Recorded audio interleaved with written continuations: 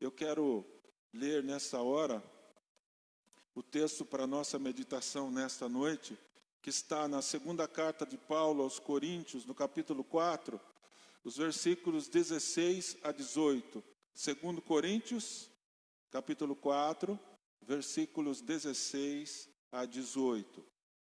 Enquanto você abre o texto sagrado, eu estava agora no momento do louvor, estava olhando as pessoas que estão assistindo essa live.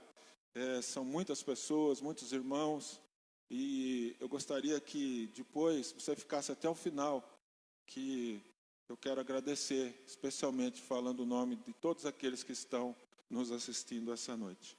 2 Coríntios, capítulo 4, dos versículos 16 a 18, diz assim: Por isso não desanimamos, pelo contrário, mesmo que o nosso ser exterior se desgaste, o nosso ser interior se renova dia a dia.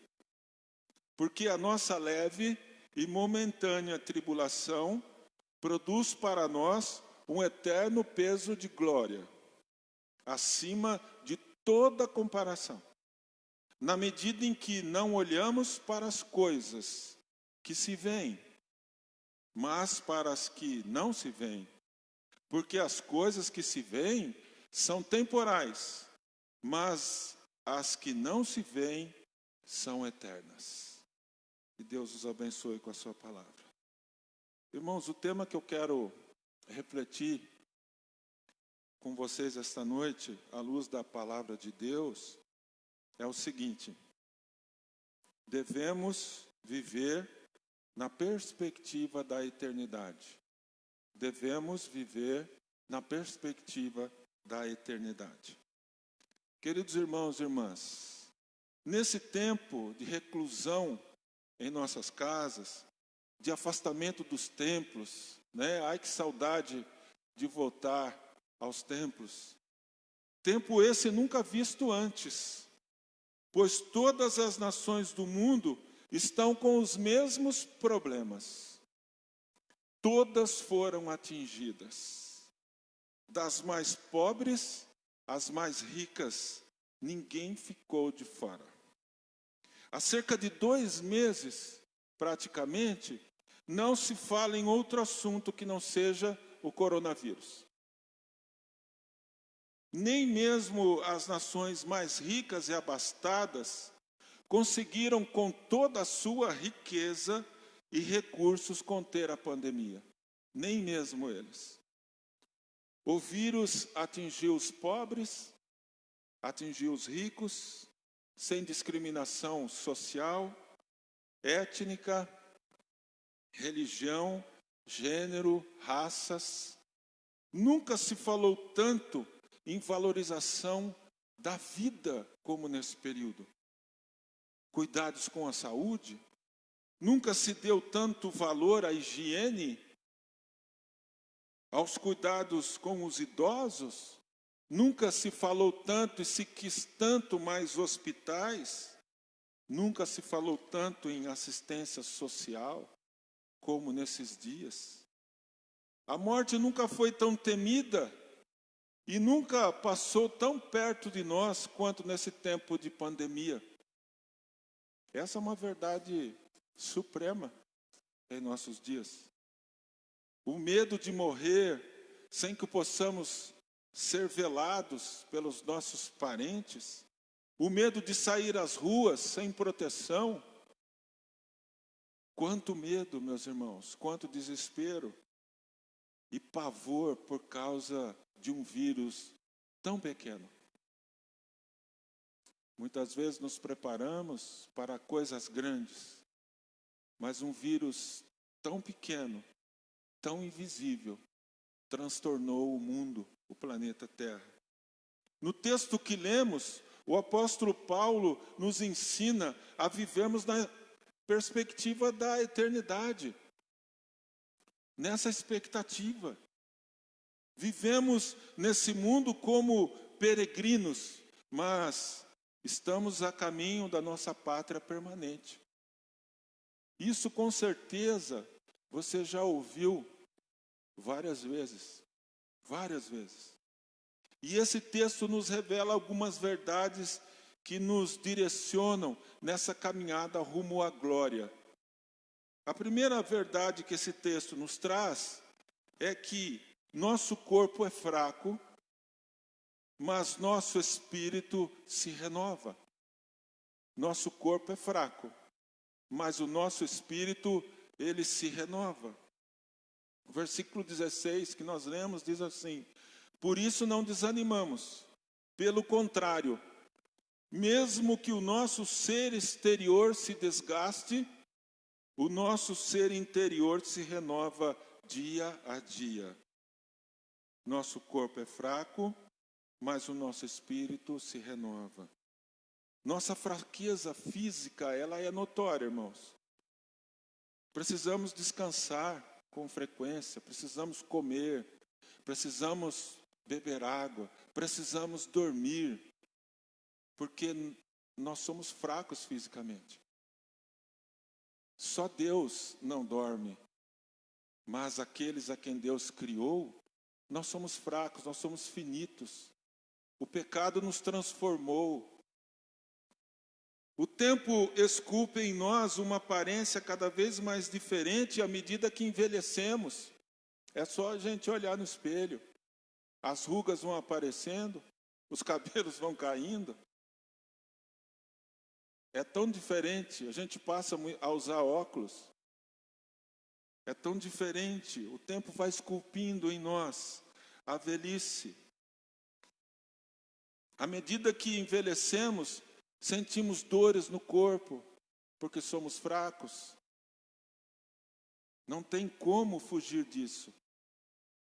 Os cabelos vão ficando brancos. Nosso exterior não consegue esconder nossa transformação. É visível quando envelhecemos, é visível. Mas ao mesmo tempo que o nosso ser exterior se desgasta, nosso espírito se renova, diz o apóstolo Paulo, nos transformando dia a dia e de glória em glória na imagem de Cristo. Na imagem de Cristo. Essa é uma grande diferença entre o trigo e o joio. Entre o joio e o trigo. Pois os dois se parecem. Mas só o trigo amadurece. Só aqueles que têm o Espírito Santo de Deus amadurecem suas vidas. E a velhice do crente deveria ser assim. Uma velhice madura, uma velhice que contribui, uma velhice que aconselha, uma velhice que já viveu tanto tempo, mas que amadureceu como trigo. Essa é a grande diferença que o Espírito de Deus realiza dentro de nós. Aquele que tem o Espírito é espiritual. Aquele que tem o Espírito anda no Espírito. Tem maturidade espiritual. Mesmo o nosso corpo exterior envelhecendo, o nosso espírito se renova. Mesmo o nosso corpo sendo fraco, o nosso espírito se renova. Uma outra lição que nós temos a partir desse texto do apóstolo Paulo. Nosso presente é doloroso. A nossa vida de hoje é dolorosa. Mas o nosso futuro é glorioso. O nosso presente é doloroso, mas o nosso futuro é de glória. Versículo 17 ele diz: porque a nossa leve e momentânea tribulação produz para nós um eterno peso de glória, acima de toda comparação. Acima de toda comparação. Lá no céu não tem nada de comparação ao que vivemos aqui na terra. Nessa vida, meus irmãos e minhas irmãs, passamos por várias dificuldades e aflições.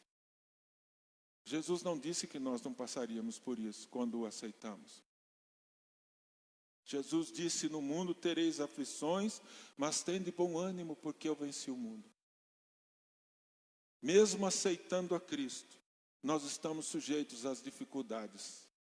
Nós estamos sujeitos a ficar sem dinheiro, a ter uma doença, Mas acima desse corpo fraco, nós temos um espírito que se renova. E o nosso presente é doloroso, essa vida, não é fácil. Mas o nosso futuro é glorioso. É nessa perspectiva e expectativa que vivemos. Sofremos vários reveses nessa vida. Choramos e até passamos pelo vale da sombra da morte muitas vezes.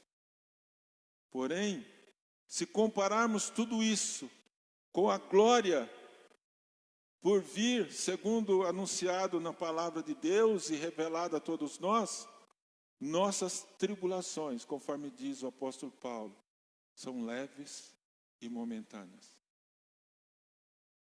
Porque aquilo que está para vir, para cada um de nós, é muito maior. A glória do céu, a glória de estar com Jesus. Jesus disse, eu vou preparar-vos lugar, e quando eu vos preparar o lugar, eu voltarei.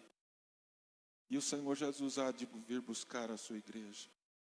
O tempo presente é difícil, mas há um futuro glorioso. Nossa jornada não termina na morte desta vida, ela não termina. A morte não tem a última palavra, não tem.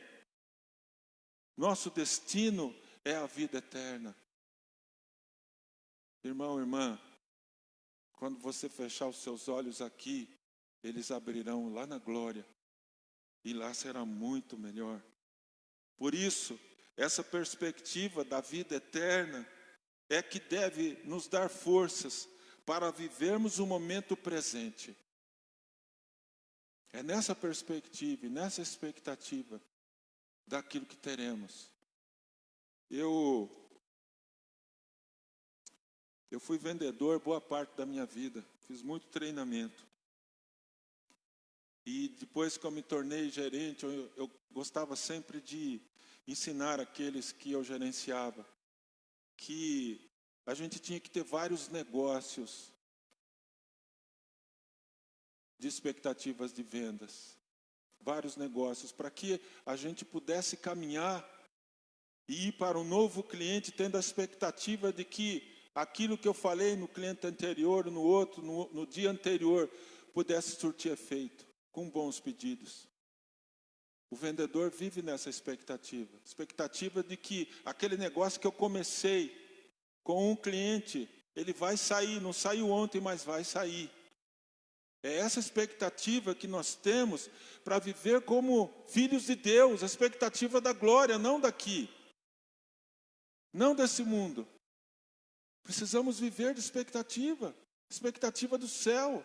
Ainda que eu morra pobre aqui, eu serei rico lá no céu da presença de Deus. Eu morarei no melhor lugar, ainda que eu tenha a melhor casa aqui nesse mundo. Lá no céu nada vai se comparar ao palácio onde moram os presidentes, ao Taj Mahal. Nada aqui nesse mundo é mais bonito e mais lindo do que o céu. É nessa expectativa que eu preciso viver. É isso que eu preciso prometer, é isso que eu preciso ensinar meus filhos. Crescer no conhecimento e na graça do nosso Senhor Jesus Cristo. O que nos espera deve nos encher de esperança, meus irmãos. O que nos espera deve nos encher de esperança. O mendigo Lázaro, ele foi para o céu.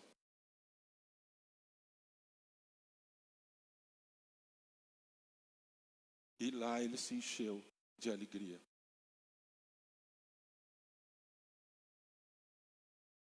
Caiu? E lá ele se encheu de alegria. A terceira verdade que esse texto nos ensina. As coisas visíveis são temporais, porém as invisíveis são eternas. As coisas visíveis, elas são temporais, porém as invisíveis são eternas. Versículo 18 diz: na medida em que não olhamos para as coisas que se veem, mas para as que se não veem, porque as coisas que se veem são temporais, mas as que não se veem são eternas. Aquilo que vemos e podemos tocar, que enche nossos olhos e tentam seduzir o nosso coração, meus irmãos e irmãs, são as coisas que não vão permanecer. Aquilo que enche os nossos olhos, tocam, nós queremos aqui nesse mundo, são as coisas que não vão permanecer quando Cristo voltar. O dinheiro e a riqueza não conseguem comprar nossa alegria. Não conseguem. Essa pandemia tem mostrado isso.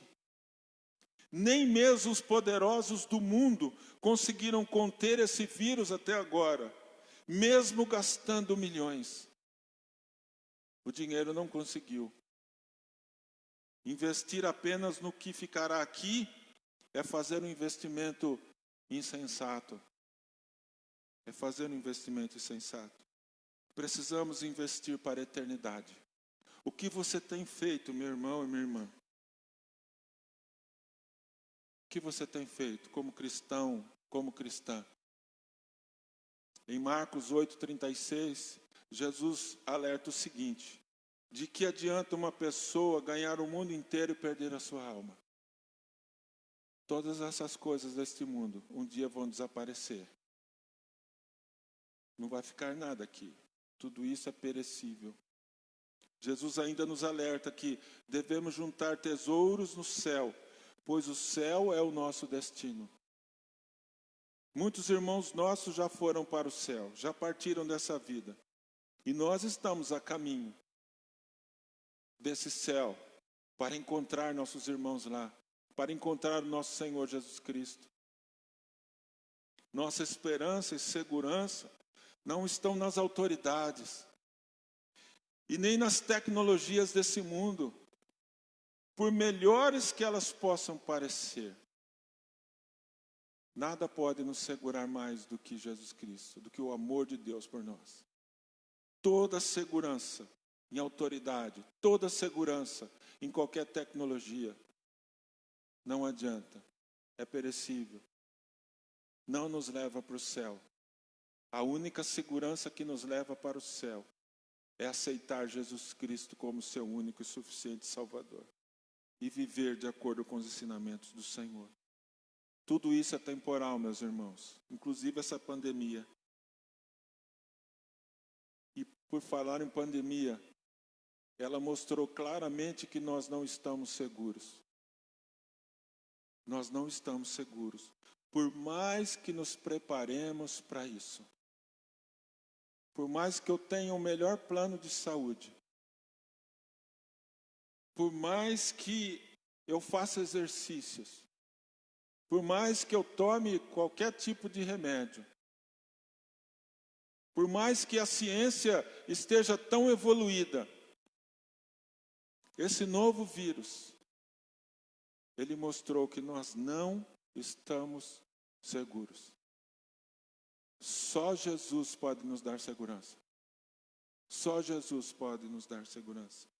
Nossa segurança está no Senhor, que fez o céu e a terra.